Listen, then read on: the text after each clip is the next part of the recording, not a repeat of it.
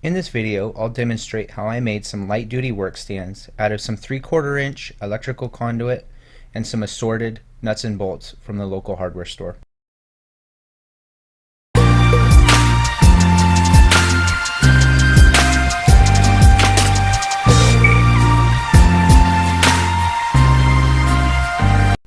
Now these are the materials that I used to make one stand. I'm not exactly sure what the metric equivalence would be of these off-the-shelf items, but you can do the calculations. We'll begin by bending up the frame out of the 3/4 inch electrical conduit. Our first critical measurement is going to be the outside diameter of the electrical conduit. As we want this to fold up and lay perfectly flat, we'll need one of the frames to fit on the outside of the other frame.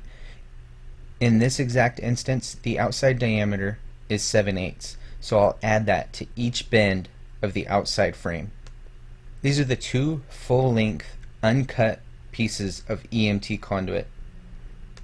I'm going to measure in 40 inches from both sides on one piece and 40 and 7/8 from both sides on the other piece. And then I just made a quick notation with an arrow to show the direction that the bend needs to go. You can easily adjust these measurements to your specific application. I found that this gives me a nice work height and a good range of adjustability. So I'm just going to place these in my bender, line up my mark, and roll the bender the direction that the arrow is indicating. And of course these will be bent to a perfect 90-degree angle. Now it is imperative that you keep your second bend on each piece aligned with the handle of your bender, otherwise you will not have a very functional work stand. And then just repeat for all 4 required bends. Once finished, go ahead and test fit. You can see these worked out perfectly, nice tight fit. Now from here I just grab 4 quick spring clamps and clamp the thing so that it's not moving around while I mark out and drill my holes. Now you can see one of the frames has longer legs than the other side. This hasn't really proved bothersome for me, so I don't even worry about it, and I haven't trimmed them. Now I measured up from the shorter side and I marked my pivot point at 28 inches up. And make sure you do that on both sides, and then you can go ahead and pilot drill your pivot point in. I use a very small bit to ensure proper alignment, and then I'll follow it up with my 1/4 inch bit. This is where it's very important to keep the two pieces aligned. That is why the clamps come in very handy. If you get this out of alignment at this step, or you don't go in straight with your drill, you're going to have binding and problems. Once you have a good straight pilot hole drilled, you can follow up with your hardware size. In this case it's 1/4 inch, so I'm following up with a 1/4 inch drill bit.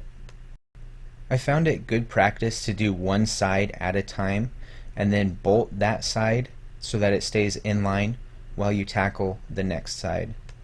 And then just repeat the same steps. Pilot hole nice and straight, and then remount to final hardware size.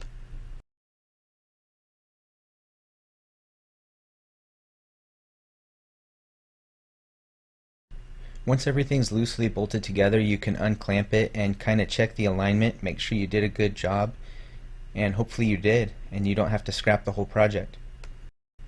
If it's working properly, we can move forward. We'll install the chain stops. Now I marked these at 32 inches on mine, but in theory the further away you go with your chain stops from your pivot point, the more weight you can carry. Now these stops are going to go in perpendicular to your pivot points. Obviously you don't want anything in the path of travel of those two frames. Now I admit I have grossly overloaded one of these workstations to see how it would fail, and it was the chain that failed. And if you did move it further away from your pivot point, I think that would be alleviated. But as you can see here, I'm using very light duty chain.